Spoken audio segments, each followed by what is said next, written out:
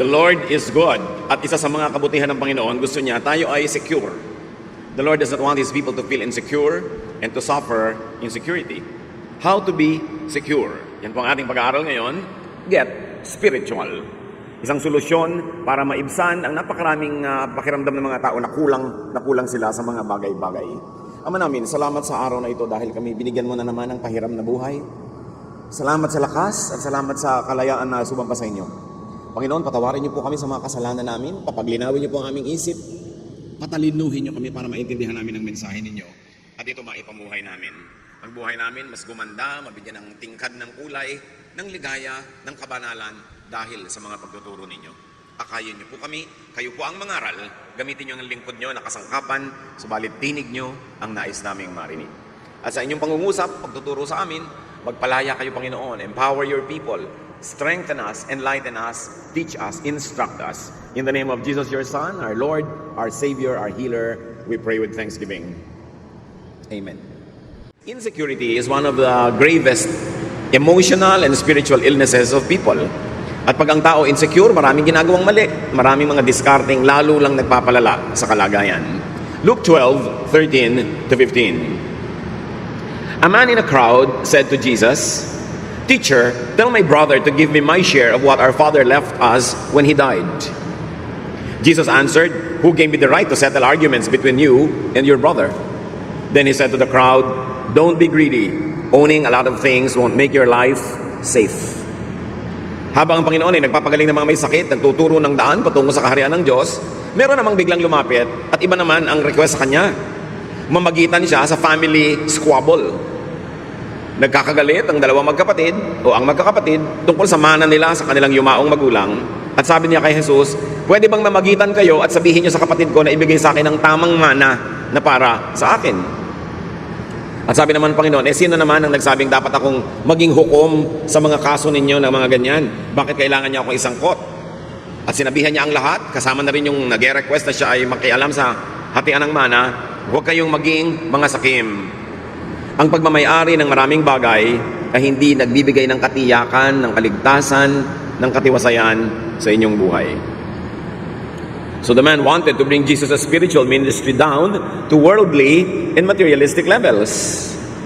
Pati si Jesus gusto nilang isangkot sa kanilang mga hatian at mana-mana issues. Alam nyo, kahit ngayon mga kapatid, merong mga taga-church, lalapit sa pastor para tulungan silang mangolekta ng mga pautang. O kaya lalapit sa pastor para tulungan silang mangutang na hindi naman dapat ginagawa dahil hindi naman yun dapat ang pinagagagawa ng mga spiritual leaders. At napaka-sensitive ng Panginoon sa totoong problema, hindi lang yung hatian ng particular mana, ng particular family na yon, kundi a general human condition of greed. Kaya hindi lang yung lalaki ang pinagsabihan niya, yung lahat ng nakikinig. Sabi niya, huwag kayong mga nagpapakasakim. People could be enslaved by greed and want of security. Bakit ba nagiging greedy ang mga tao? Kasi sa palagay nila, pag dumami yung nakuha nila, dumami yung kanilang ari-arian, yung naagaw nila sa iba, mas panatag at mas secure ang buhay nila.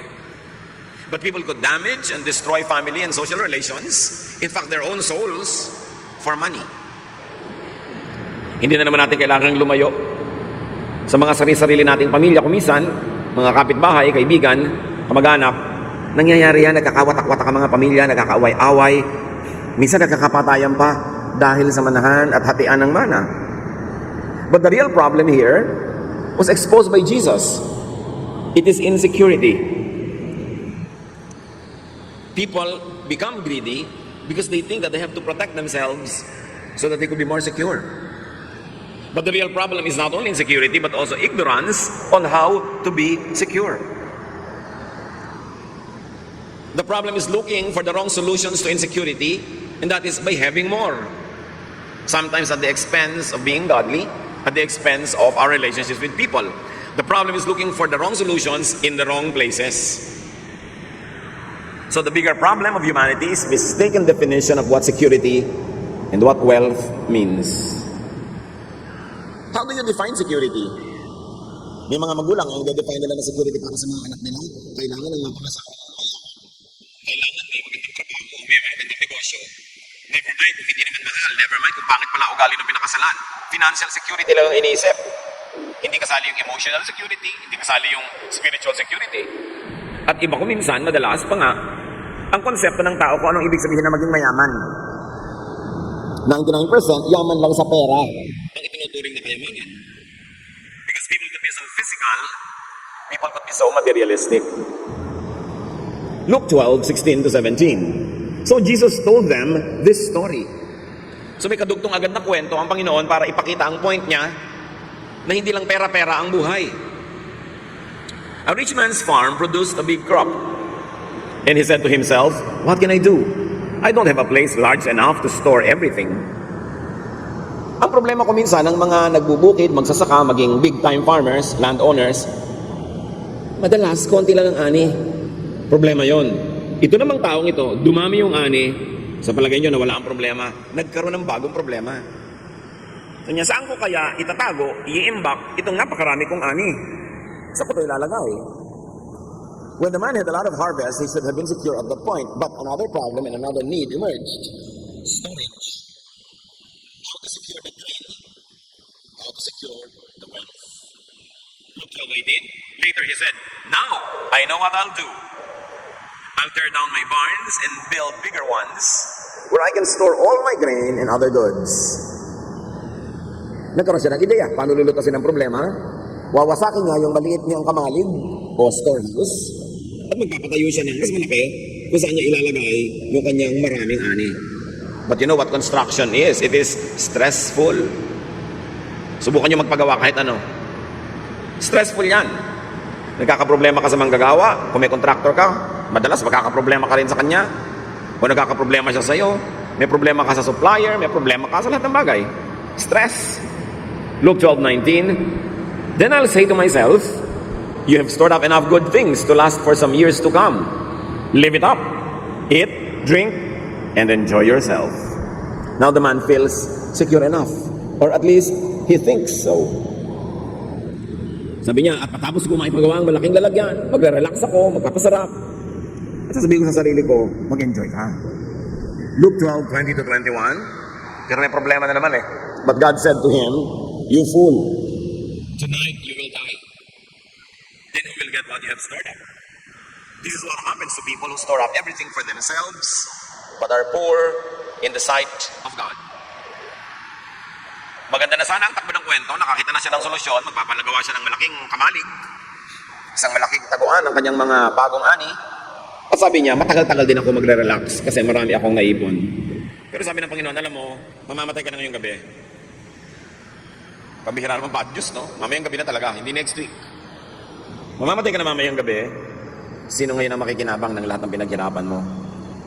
At sabi ni Jesus, ganito ang mangyayari sa lahat ng mga taong sobrang nag-iipon, sobrang nagpapayaman, pero sila ay mahirap, maralita, dukha sa panukat at sa tingin ng Diyos.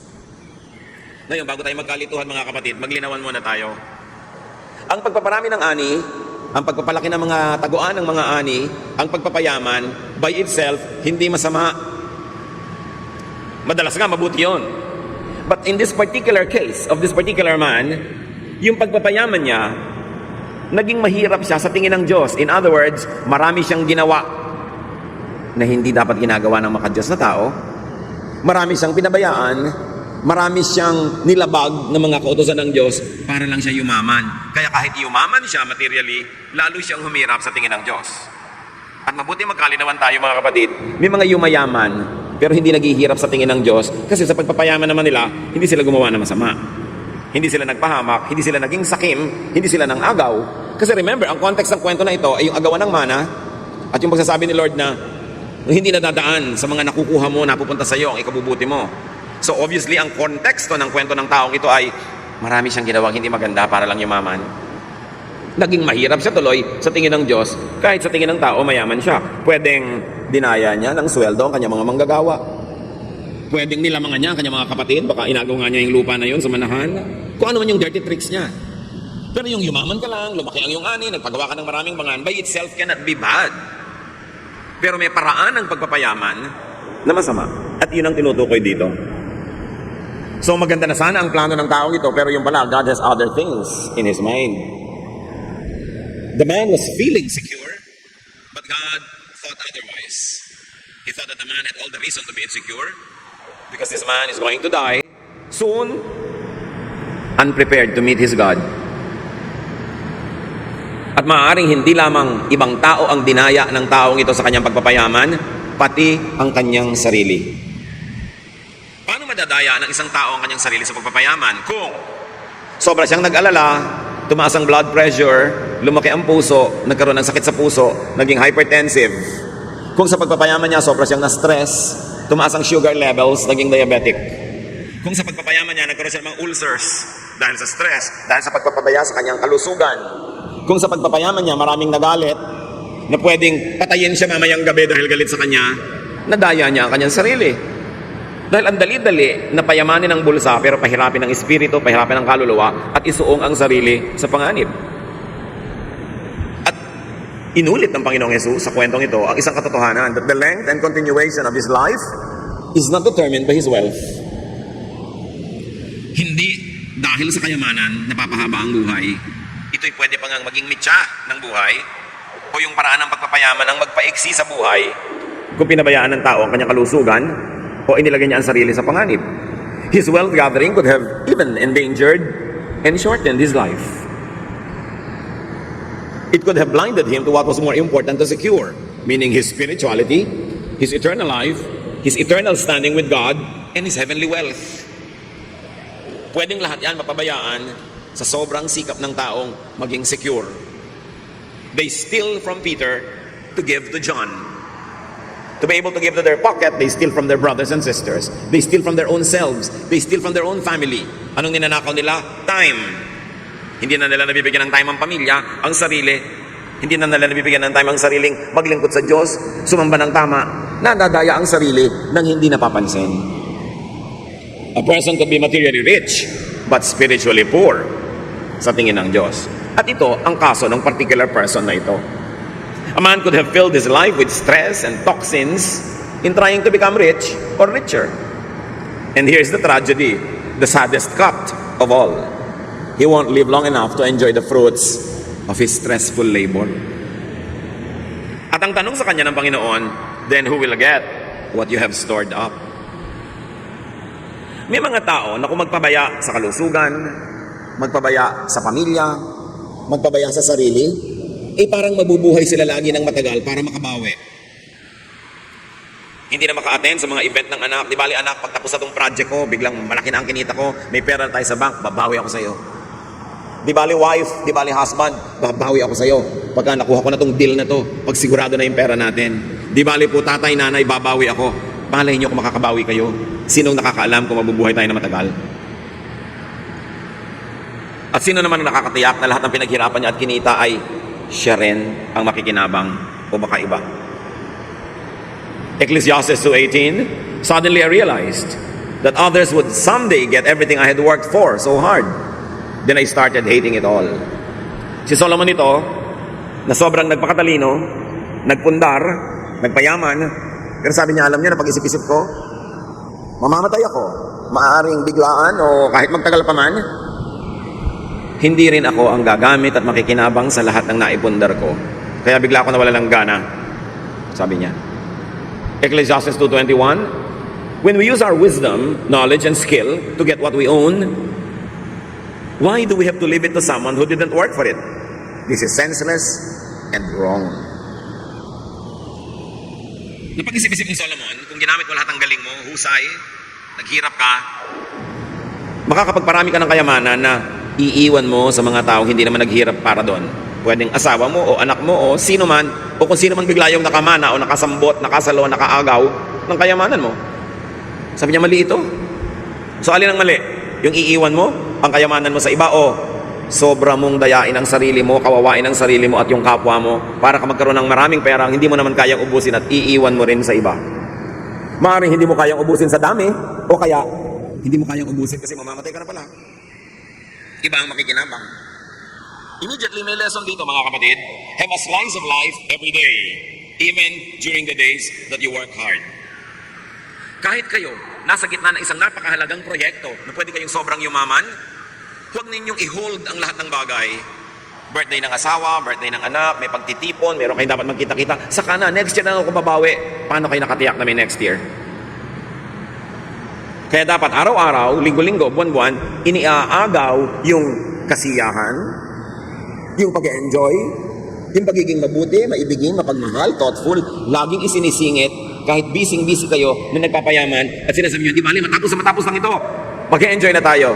Kung yun nga, binawian ka bigla ng buhay o kaya sila ang binawian ng buhay. Kaya dapat huwag ipagsapalaran ng ganung mga halagang bagay. Laging isingit.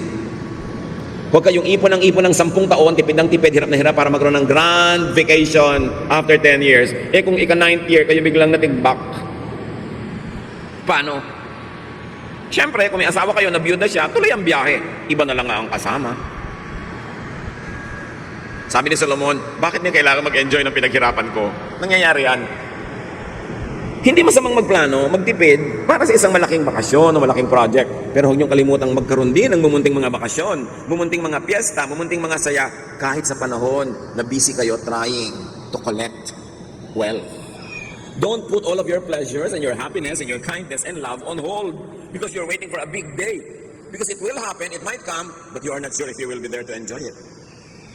Kapag nakinig tayo sa mga turo ni Jesus, live by the day, nakinig tayo sa mga turo ni Solomon, huwag kayong sobrang ipon at baka mamaya, wala naman kayo para yan ma-enjoy. Ibig sabihin lang, be fair to yourself, be fair to your loved ones, be fair to your family. Don't put all of your security in what you are trying to collect, to amass. Because life will be taken back anytime. The solution to insecurity is not more wealth. Hindi ko ang yaman-yaman ng tao nagiging secure. Napapansin nyo ba habang yumayaman, mas nagiging sakim? Kasi mas lalong nai-insecure. Yun ang magaganda eh.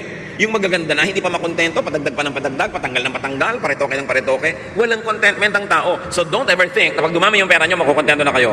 Security is not in more wealth.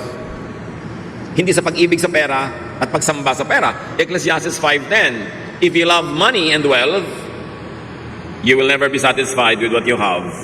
This doesn't make sense either. Have you realized this, mga kapatid? You are never satisfied with anything that you love. Kaya pag tao yung love nyo, you are never satisfied. Laging kulang ang oras, kulang ang panahon, kulang ang pag-ibig, kulang at kulang at kulang. Kasi ang iniibig nagiging poon. Nakaka-addict. Lalo lang nagiging kulang. So kung pera ang iibigin ng tao, hindi siya kahit kailan makokontento. Ecclesiastes 5:11, the more you have, the more everyone expects from you. Your money won't do you any good. Others will just spend it for you. Tanungin niyo ang mga OFWs kung hindi yan totoo. Sabi niya, alam niyo, hindi solusyon na dumami ang pera para ka maging secure. Subukan ninyo. Sabi niya, padamihin mo ang pera mo. Pagtagumpayin mong negosyo mo, palakihin mo ang sweldo mo, dumadami ang hihingi, dumadami ang aasa, kulang at kulang pa rin. Sige, patayin mo ang sarili mo. Magsakripisyo ka, magpakatandang dalaga ka, magpakatandang binata ka. Sige, kumita ka ng kumita. Uubusin ng mga kapatid mo, ng nanay mo, tatay mo, kung sino-sino, mga pinsan mo, ang perang kinikita mo. Sige, patayin mo ang sarili mo. Akala mo, tama yan? You think that by earning more money, you will have more money? No! By earning more money, more people will spend it for you. Sabi, kailangan magpakatalino ka sa buhay. Hindi pagdadagdag ng pera ang solusyon sa lahat. And here, we should apply the lesson spiritually. People could self-destruct when they sacrifice health for wealth. Maraming ganyan. Inuubos ang kalusugan. They squander their health for wealth. They burn their candles at both ends. Nagkakasakit-sakit, nagkakasira-sira ang kalusugan, nakakakain ng mali o hindi nakakakain ng tama sa paghahanap ng pera, sa pagnenegosyo, sa pakikisama, sa pakikitungo, sa mga makakapagbigay ng malalaking deal. They squander their health. Okay, then they will have the wealth. Then they will have to squander all that wealth to get healthy again kasi nagkasakit na. May mga taong inuubos ang kanilang kabataan, ang kanilang lusog para magkapera. Pag nagkapera na, uubusin naman nila yan sa pagpapagamot dahil winasak na nila yung kanilang buong kalusugan. People could self-destruct when they sacrifice spirit for body. When they sacrifice peace and serenity for vexing materialism and worldliness. Bawat pag-alala, bawat takot, bawat nervyos, bawat galit, may bayad ang emosyon, may bayad ang spirito. Hindi nga lang laging nasusukat sa pera kaya hindi nahahalata. Kung pipili kayo, matiwasay na pamumuhay na hindi sobrang daming pera o ang daming pera pero ang gulo, doon na lang kayo sa matiwasay. Kasi malaki din ang bayad pag ang espiritu ay ligalig, gulo, vexed, stressed. May natural question naman ng mga tao, but how about our needs? Paano naman ang pangangailangan namin kung magre-relax na lang ba kami? What is the solution for and to insecurity? Luke 12, 22 to 23. Jesus said to his disciples, I tell you not to worry about your life. Don't worry about having something to eat or wear. Life is more than food or clothing. Siyempre, ito ay a poetic language, meaning exaggerated yung language. It doesn't have to be taken fully in its exaggeration. Hindi naman sinasabi ng Panginoon na huwag na kayo mag-isip kahit paano kung may kakainin ba kayo, may hanap buhay ba kayo. Kundi, huwag yun ang gawing pangunahing issue ng buhay. Hindi kailangang matabunan ng mga issue na ito yung mas mahalaga. Because life is more than just survival. Life is more than just existence. Ngayon, yung mga hayop, they are just there to survive and to exist. Kaya sabi sa Luke 12, 24 to 30, look at the cows. They don't plant and harvest. They don't have storehouses or barns. But God takes care of them. You are much more important than any birds. Can worry make you live longer? So ipinakita nila, tao kayo, meron kayong ibang mas mataas na layunin sa buhay. Yung mga hayop, ang layunin lang nila mabuhay. In fact, hindi naman alam ng mga hayop na mamamatay sila eh. Tao lang sa creation ang alam niya na mamamatay siya. Kaya sabi niya, tingnan mo yung mga hayop, hindi sila nag-aalala. Eh sila nga mga hayop, pero inaalagaan sila ng Diyos. Kayo pa kaya ng mga tao? Dapat mas mataas kaysa sa mga hayop ang inyong iniisip. Ang iniisip lang ng hayop sa umaga, makakain, tas masaya na siya, pero hindi lang pagkain o inumin ang iniisip ng tao. So dapat may gawin kang gawin para masecure na yung pagkain at iniinom mo at nang meron ka naman ngayong oras para gawin yung mas mahalaga sa buhay. Kaya ang sobrang karukhaan ay kaaway ng ating espiritualidad. Kasi pag isang kahig, isang tuka, isang trabaho, isang kain, isang trabaho, isang kain, mauubos na lang yung buhay mo, hindi ka nakalampas dun sa basic na kailangan kang may kainin, inumin, ibayad sa kuryente, tubig, may ipamasahe, tapos namatay ka na lang, yun na lang ba ang buhay? Kailangan ng tao makalampas sa basic needs niya, financially, materially, and very importantly, spiritually and intellectually. Kailangan siya secure enough para hindi yun ang pinoproblema niya at makapag-focus siya sa mas mataas na layunin kung ba't siya nabubuhay sa mundo. At yun ang malungkot, maraming mga tao, because they are saddled with poverty, they are not able to go beyond the basic necessities of life all their lives. Hindi na natupad yung mga dapat mangyari. Yung mga musician dapat walang na-compose ng musika. Yung mga dapat writer walang naisulat. Yung mga dapat philosopher hindi nakapag-isip at nakapagturo. Kasi araw-araw walang silang ginawa kundi maghanap ng iinumin at kakainin para lang sila mga ibon.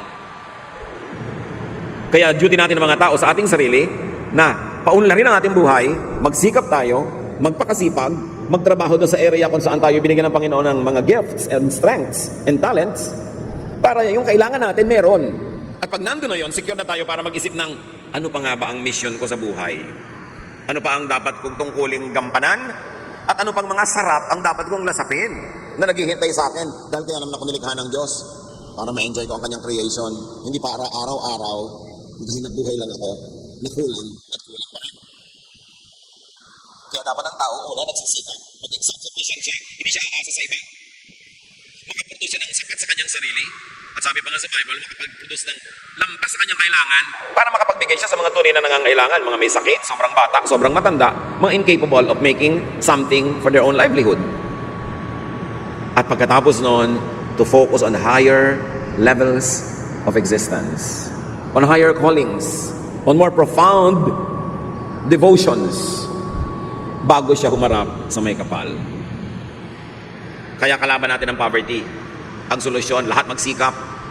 Ang solusyon, magpakabuti, magpakahusay, tulungan ng kapwa para maging mahusay din siya, para lahat tayo makagraduate sa survival level.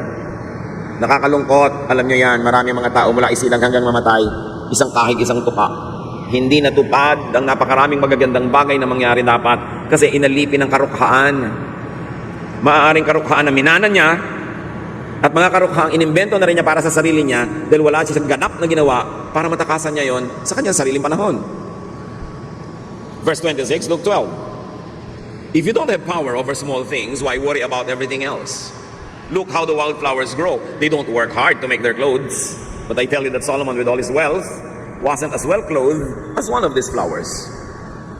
God gives us beauty to everything that grows in the fields, even though it is here today and thrown into a fire tomorrow. Won't He do even more for you? You have such little faith. Don't keep worrying about having something to eat or drink. Only people who don't know God are always worried about such things. Your Father knows what you need. Magkakakonekta itong mga teachings na ito ni Jesus tungkol sa greed, security, tungkol sa sense of security, sense of meaning. May kahulugan lahat. Kailangan, hindi lang sa material na bagay ka nakatuon. Pero para ka makalaya sa pagtutuon sa material na bagay, dapat ma-meet mo na yung mga basic needs mo. Then lalaya ka na, then higher needs naman. But in all levels of society, rich or poor, man's usual worry is material security. Hindi ko mamayaman ng tao, secure na. Kaya mga yumayaman nga, ayaw tumigil pa magpayaman Kasi mas nai-insecure. Mas natatakot bumalik sa hirap. Mas nagkakaroon ng mga phobia. Ang solusyon nila, maging greedy. Hindi naman lahat. Pero madalas ganun. Man's usual neglect is spiritual security and wealth. Ano po ba ang spiritual wealth? Magkano yun? Hindi nga yun dinadaan sa pera. Ang kayamanan ng materialistic na tao, pera. Ari-arian, bagay. Ang kayamanan ng spiritual na tao, peace. Kapayapaan. Katiwasayan. Ang kayamanan ng spiritual na tao, yung kagandahang asal, kagandahang loob. Yung iba naman, kaya nag-aasal hayop, kasi nga trying to survive. Pag hindi sila ng aga, wala silang kakainin. Nag-aasal hayop tuloy. Kaya mo sinisikap, umunlad, maging mariwasa, para hindi ka kailangan mag-asal hayop, hindi ka kailangan makipagkagawan, hindi ka kailangan makipagtulakan. You can afford to be ethical, you can afford to be giving and forgiving, kasi meron ka naman. That's why it is doubly wrong for rich people to steal. Yung mahirap na tao, kailangan nakawin yung gamot na igagamot sa nanay niya, kailangan nakawin yung pagkain ipapakain sa anak niya, pagkamat hindi tama at hindi maganda, at least mauunawa mo, nagnanakaw kahit gutom. Yung bundak na nagnanakaw pa, anong pang-unawa ang kailangan mo doon? Busog na, halos umaapaw na sa lalamunan yung kinakain niya, gusto pa kunin pa rin yung pagkain ng iba. Ang yaman na, patuloy pa rin sa pagnanakaw, that's doubly wrong. Because it's doubly wrong for a rich person to steal when he has no longer any need. Nanineglect ng tao ang kanyang espiritu dahil sa kanyang sikmura.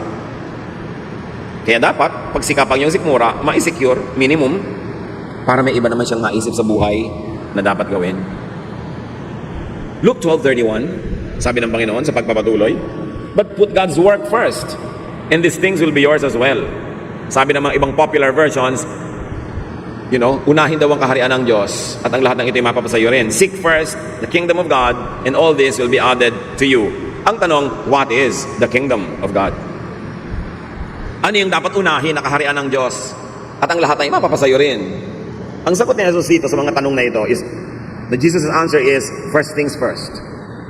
God and God's work first. You want to be secure?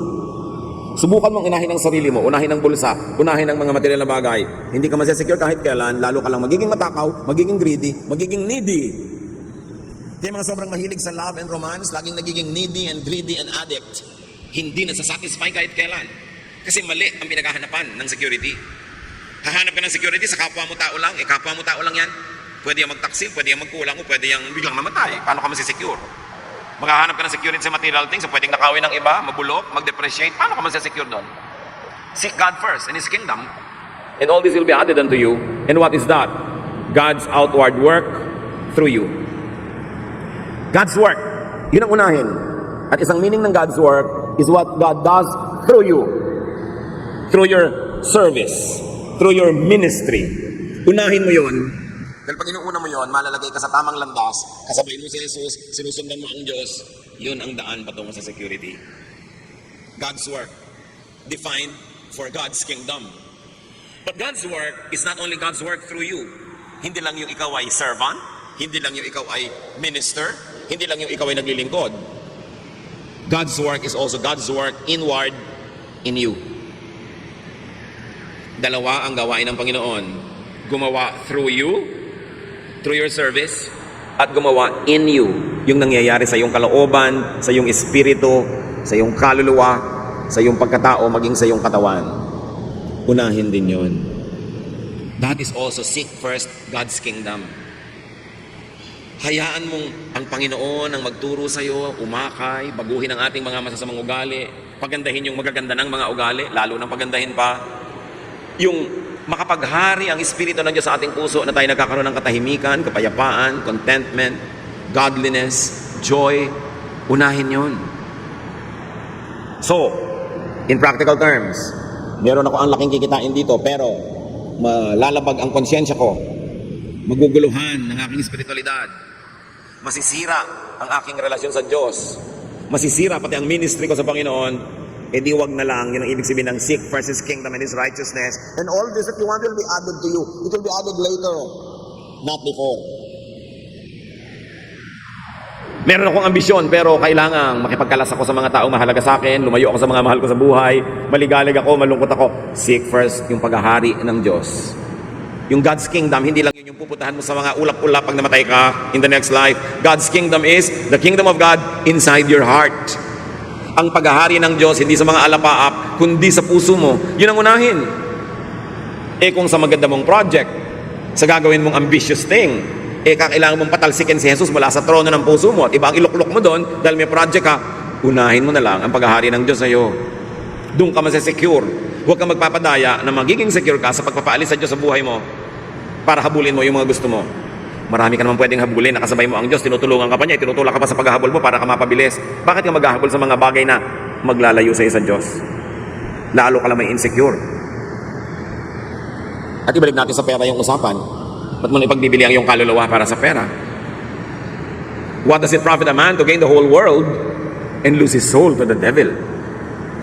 Ito ang mga bagay na nalilimot ng maraming tao ngayon. Sobrang kasing secularized na mundo, sobrang materialistic.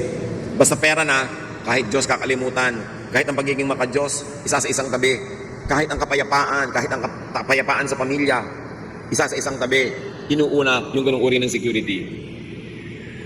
In practical terms, marami ng mga kapatid nakakalungkot. Gusto nating unawain, pero yung may asawa dito, pupunta abroad, magpapakasal doon para maging citizen. Pagkatapos sa kalibutan na yung asawa dito, nagkawindang-windang na yung buhay nila, nagkagulo-gulo. Unahin mo na lang yung paghahari ng Diyos sa iyong buhay, yung mas payapa, kahit hindi ganun kalaki ang naging oportunidad mo sa buhay, tahimik naman. Yung kasing katahimikan, kapayapaan, walang price tag. Kaya kung minsan, akala natin walang halaga. Ito, tandaan nyo, basta may price tag, mura yon. Kasi may price tag na may halaga. Ang mahalagang bagay, yung hindi nalalagyan ng price tag. Katahimikan ng loob, kapayapaan, tiwasay na konsyensya, masayang pang-araw-araw na pamumuhay, kahit simple. Dapat yun ang inuuna. Yun ang turo ng Panginoon. Luke 12:32-33. My little group of disciples, don't be afraid. Your Father wants to give you the kingdom. Sell what you have and give the money to the poor. Make yourselves money bags that never wear out. Dramatic kasi ang mga contrasts, ang mga paghahambing ng Panginoon, kaya madalas pwedeng pagkamalian ng pagbabasa. Hindi siya kontra na magkaroon ka ng pera, hindi siya kontra na yumaman ka, pero kontra siya sa pagkakaroon ng pera, pagyaman na ang kapalit, nawawala ang paghahari sa iyo ng Diyos. Pero kung pwede mong pagsamahin sa isang masayang pagsasama, then hindi na masama. Sabi niya, alam niyo mga mumunti kong mga estudyante, huwag kayong kabahan, huwag kayong nervyusin, huwag kayong matakot. Gustong-gusto ng Ama sa langit na ibigay sa inyo ang kaharian niya. Hindi niya gusto ipagkait. Kakampi niyo ang Diyos. Gusto niya kayong guminhawa. Gusto niya kayong sumaya. Pero unahin niyo yung paghahari niya.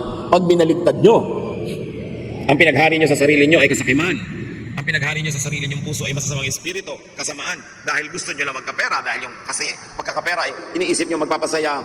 Iyon ang kabiguan. ang gawin ninyong mga savings, hindi lang savings ng pera, savings ng spiritual wealth. Huwag niyong kalimutan na bagamat kayo yung lupa, espiritu rin kayo. Huwag niyong itapon yung lahat ng espiritu para lang sa lupa. Nasasandali lang ang buhay dito sa mundong ito. Huwag malito. Kasi napakalakas ng tinig ng materialism. Napakalakas ng tawag ng sanlibutan na pwedeng mabingi ka doon at malimutan mo ang banayad at tahimik na patuloy na pagtawag sa iyo ng Ama. Jesus emphasizes, make deposits in the heavenly, in the permanent, in the eternal bank. Make your spirit rich first. Make your spirit rich instead, kung kailangang mamili. And this is the kingdom of God inside you. Sa paggawa ng mabuti, nag-iimpo ka ng kayamanan sa langit sa kabilang buhay dahil siyempre may gantimpala yun. Pero nag-iipon ka rin ng kayamanan kahit dito pa lang. Pero sa pag-iimpok, doon sa kabilang bangko, na gumagawa ka ng masama sa sarili at sa kapwa, may bayad din. Kaya kung sobrang materialistic ang tao, ang tinutunan ng Panginoon, reverse your values.